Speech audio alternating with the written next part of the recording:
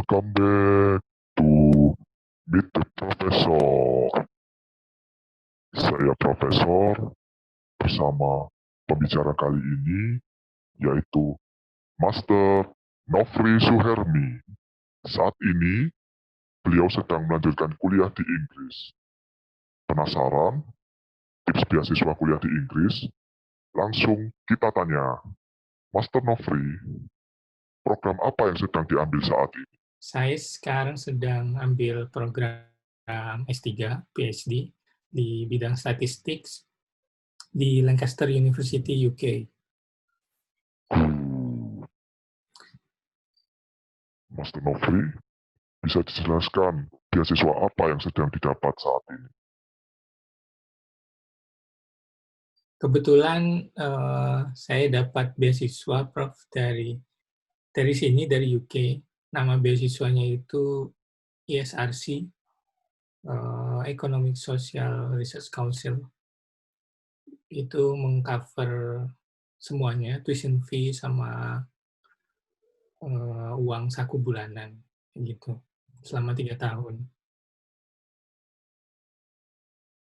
Ada beasiswa apa saja untuk dapat berkuliah di Inggris? Dan bagaimana cara mendapatkannya? Bisa dijelaskan, Master Nofri? Mungkin kalau di Inggris sendiri, mungkin yang paling banyak ya, kalau mahasiswa Indonesia itu dari kebanyakan beasiswa LPDP kan, kalau selama ini, sama kalau untuk khusus S2 ada beasiswa Chevening. Selain itu juga sebenarnya ada banyak beasiswa dari Inggris sendiri, baik itu dari kampusnya atau dari departemennya, atau juga dari luar tapi masih di Inggris, seperti itu. Cuma kebanyakan beasiswa yang disediakan di Inggris itu lebih banyak diperuntukkan untuk mahasiswa Uni Eropa atau mahasiswa Inggris. Tapi kebetulan beasiswa yang saya dapat ini diperbolehkan mahasiswa internasional seperti saya untuk apply. Jadi alhamdulillah akhirnya saya bisa dapat. Master Nofri, bisa dijelaskan syarat-syarat untuk apply beasiswa itu? Sebenarnya beasiswa ini saya dapatnya dari profesor saya, di mana dia punya funding untuk satu mahasiswa PhD. Jadi waktu itu saya melihat ada lowongan di internet seperti itu, ada lowongan PhD, topiknya ini, kemudian saya coba apply kayak gitu. Biasanya yang diminta itu adalah seperti transkrip, ijazah, kemudian motivation letter, CV, seperti itu. Nah, jadi setelah nanti kita kirim berkas ke profesor kita, nanti dia akan lihat kan, akan seleksi apakah orang ini layak atau tidak. Kalau layak nanti kita biasanya akan diwawancara.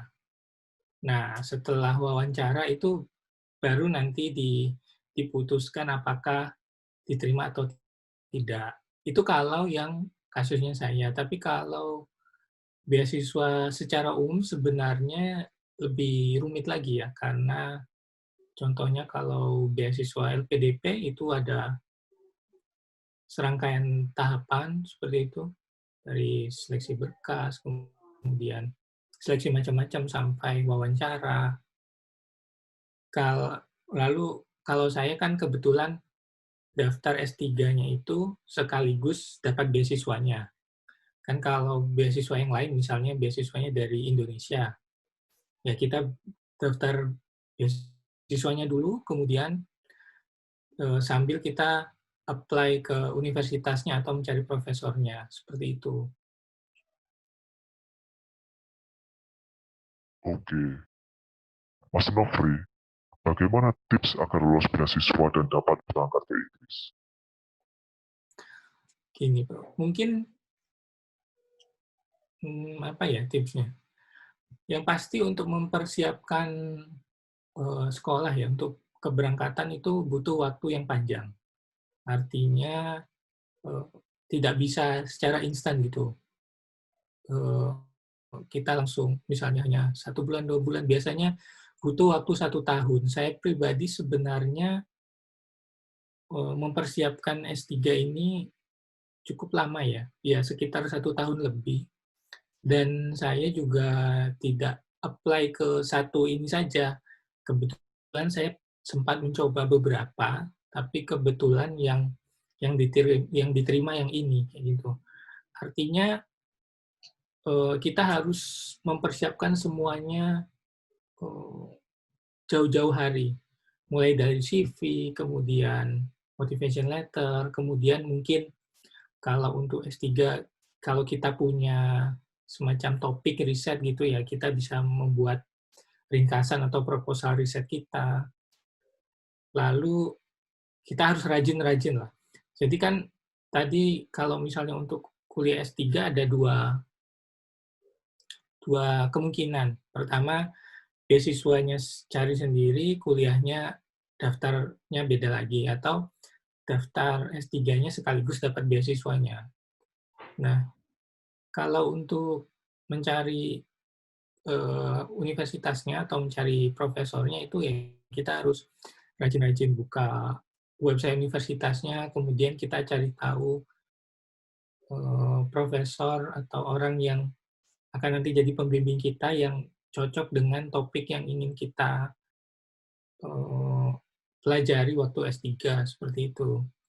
Dan itu juga bukan instan kayak gitu ya, tidak mudah untuk dapat langsung seperti itu. Jadi kita harus mau rajin untuk terus cari-cari seperti itu, dan yang pasti CV, kemudian, proposal, motivation letter itu penting sekali untuk dipersiapkan dengan baik, dengan bagus, karena itu yang nantinya akan jadi penentu apakah penentu dari profesor kita, apakah nanti dia mau menerima kita atau tidak. Karena dia melihat dari profilnya, apakah cocok dengan kita, apakah kita layak untuk jadi mahasiswa beliau atau tidak, seperti itu. Menurut Master Nofri, dari persyaratan-persyaratan itu, hal apa yang paling sulit untuk mendapatkan beasiswa? Hmm, tergantung ya. Mungkin kalau mungkin biasanya karena kita ini dan apa, kita bahasa bahasa bahasa ibu kita bukan bahasa Inggris, mungkin itu salah satu kesulitan ya, kalau misalnya kita belum mempersiapkan bahasa Inggris dengan baik. Jadi kalau misalnya kita mau kuliah, terutama misalnya di Inggris atau negara yang menggunakan bahasa Inggris, otomatis kita harus punya sertifikat bahasa Inggris, biasanya IELTS atau TOEFL. Nah, itu perlu dipersiapkan jauh-jauh hari.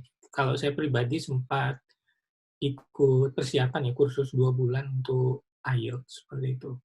Kemudian yang sulit itu juga adalah, eee, mencari, LOE-nya. Jadi untuk mencari profesor itu sebenarnya juga kadang sulit, kadang mudah, kayak gitu. Biasanya yang cukup mudah itu kalau misalnya kita, jadi bekerja, kebetulan saya jadi dosen ya, misalnya kita jadi dosen, kemudian ada dosen senior kita punya kenalan profesor di Universitas A, kemudian kita dapat, rekomendasi dari dosen kita, itu biasanya lebih mudah. Tapi kalau saya pribadi, profesor saya yang sekarang itu sama sekali tidak ada, misalnya kita tidak punya hubungan sama sekali sebelumnya. Jadi kebetulan, ya waktu waktu sekarang ini baru ketemunya, dan alhamdulillahnya bisa bisa dapat seperti itu. Tapi yang pasti sebenarnya ini untung-untungan sih kalau kita kita kalau misalnya saya lihat untuk mendapatkan S3 itu, ya. Kemudian juga, mmm, yang paling penting itu, biasanya profil kita atau CV kita, portofolio. Kalau misalnya kita kuliah S3 mungkin riset-riset kita sebelumnya itu sangat mendukung untuk bisa kita dapat S3. Dan juga transkrip kita gitu. Mungkin yang cukup kalau misalnya kita S2-nya di Inggris, kemudian untuk mendapatkan S3 di Inggris itu kemungkinannya lebih besar. Artinya lebih mudah untuk bisa mendapatkan S3 di Inggris karena sama-sama di Inggris seperti itu. Apalagi kalau kita punya transkrip nilai yang bagus. Nah, yang cukup sulit kalau kita S2-nya bukan dari negara itu, misalnya kita dari Indonesia, kemudian S3-nya ke Inggris, itu ya profesornya harus kita yakinkan bahwasanya kita layak seperti itu. Ya tadi itu kita bisa dengan pengalaman-pengalaman kita, pengalaman riset sebelumnya, publikasi kita, kira-kira seperti itu. Kebetulan karena dulu sebelum saya apply S3 itu, saya juga setidaknya sudah ada lah pengalaman riset, juga saya sebelum jadi dosen pun juga sudah sempat bekerja sebagai data analis di perusahaan. Nah, itu salah satu yang jadi nilai tambah untuk bisa diterima, seperti itu. Master Nofri, setelah mendapat beasiswa, apa saja yang perlu dipersiapkan untuk keberangkatan ke Inggris? Untuk keberangkatan, yang pasti pertama punya paspor, gitu ya, itu sudah pasti otomatis. Kemudian yang kedua adalah mengurus visa. Nah, mengurus visa ini ya cukup rumit ya, tapi kita bisa tanya-tanya langsung misalnya ke lembaganya, atau kita googling seperti itu untuk visa pelajar, visa student ke Inggris itu bagaimana. Kebetulan waktu itu saya modalnya hanya googling saja seperti itu ya, untuk visa. Dan untuk ke Inggris itu juga persyaratannya juga lumayan banyak, termasuk salah satunya mengurus bebas TBC, itu juga kita harus. Kemudian apa lagi ya? Intinya kalau kita sudah dapat LOA-nya, kemudian bukti beasiswa, itu untuk mengurus visa sudah cukup gampang. Urusannya gampang. Tinggal kita mengatur ini ya, appointment untuk mengurus visanya. Gitu. Kebetulan kalau kemarin saya ngurusnya di Jakarta ya, gitu, dari Surabaya saya ke Jakarta, itu juga setelah visanya beres, yang perlu dipersiapkan yang pasti adalah tiket pesawat dan tempat tinggal di sana. Kebetulan waktu itu saya ya tiket pesawat, kalau kita sudah tahu kapan mau berangkat ya kita tinggal pesan tiket pesawat. Nah, untuk tempat tinggal mungkin bisa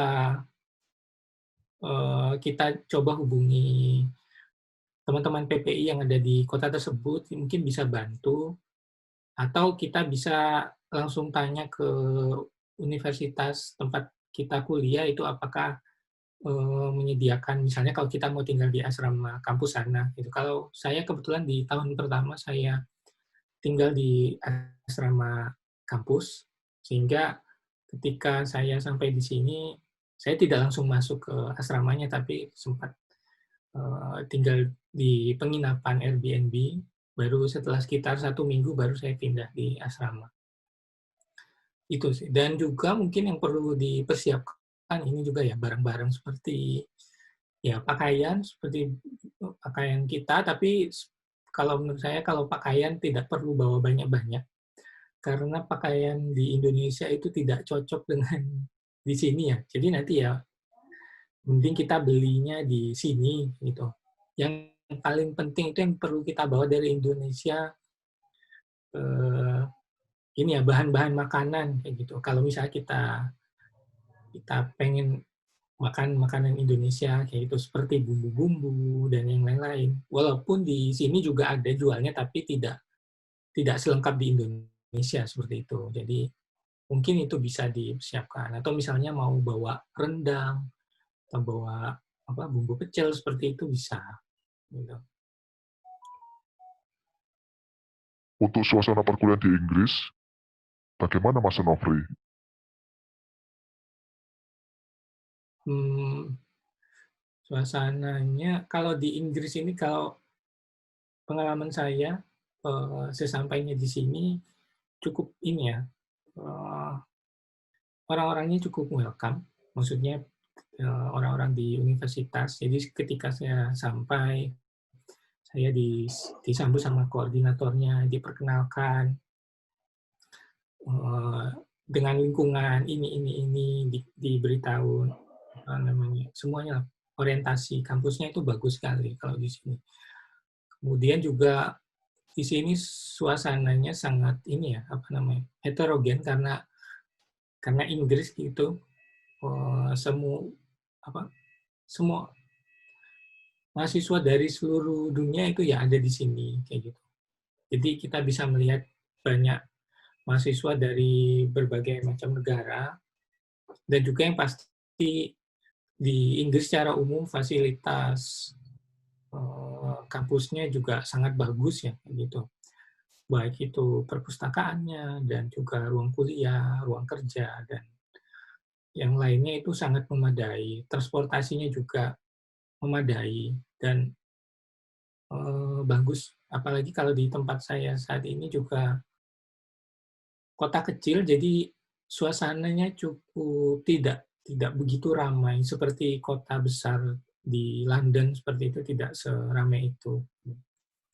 Lalu juga secara umum kesan saya baik sih selama saya di sini, dan sangat dan tidak ada masalah juga gitu. Karena di sini kan di Inggris pakai bahasa Inggris, jadi tidak ada kendala gitu.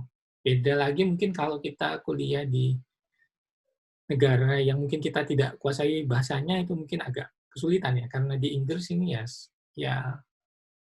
ya bisa kayak gitu, mudah, tidak ada begitu masalah.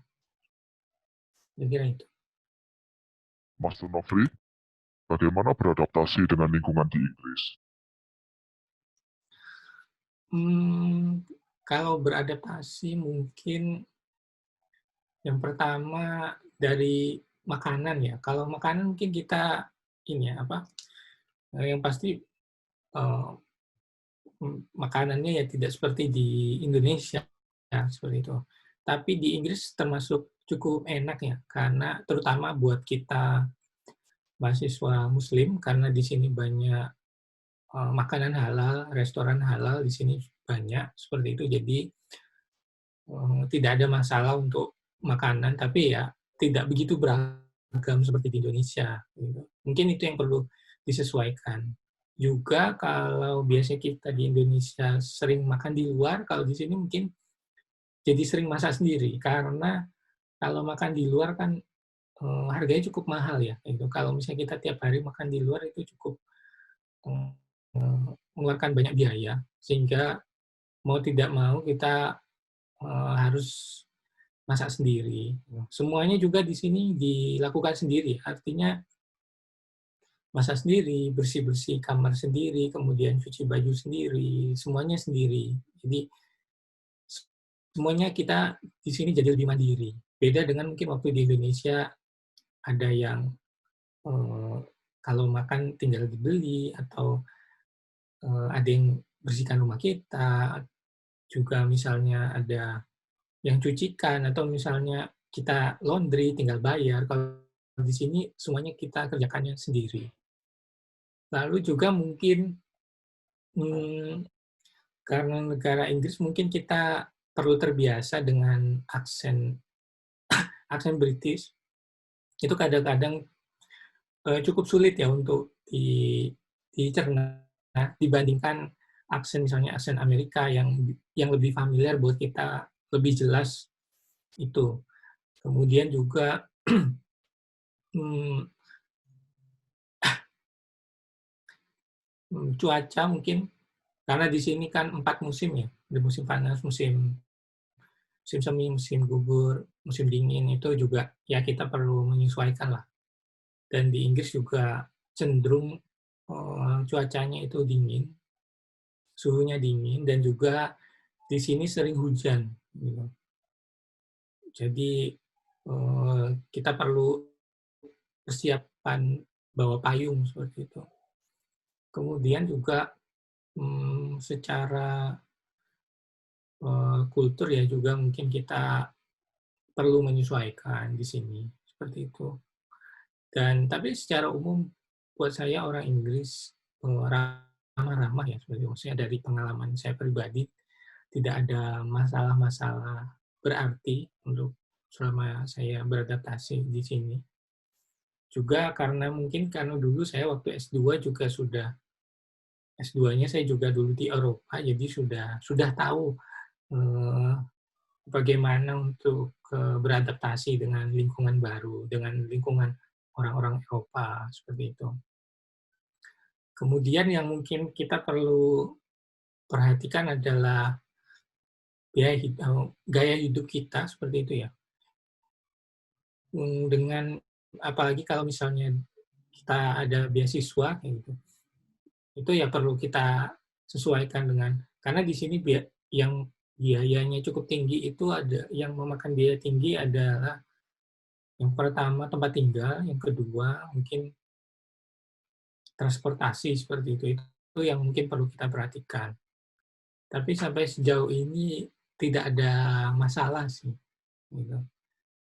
Lalu juga di sini juga teman-teman PPI-nya walaupun tidak begitu banyak gitu, tapi ya ada teman-teman PPI dan juga teman-teman di kampus juga ya intinya kita coba untuk bisa berbaur saja gitu. Dan ini juga kesempatan yang besar juga buat kita untuk menambah networking karena di sini mahasiswanya datang dari berbagai negara di dunia ya ada yang dari Cina, dari Malaysia, dari Singapura, dari mana-mana, dari Jerman, dari Prancis, dari India itu banyak berkumpul di sini.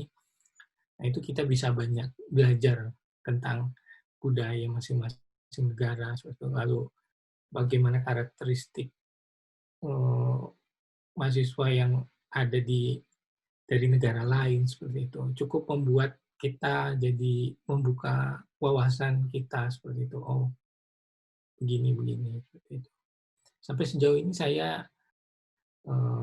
menikmati kuliah di sini dan cukup cukup cukup menyenangkan dan mungkin ya karena kuliah S3 ya memang walaupun menyenangkan ya kuliahnya juga sulit gitu ya.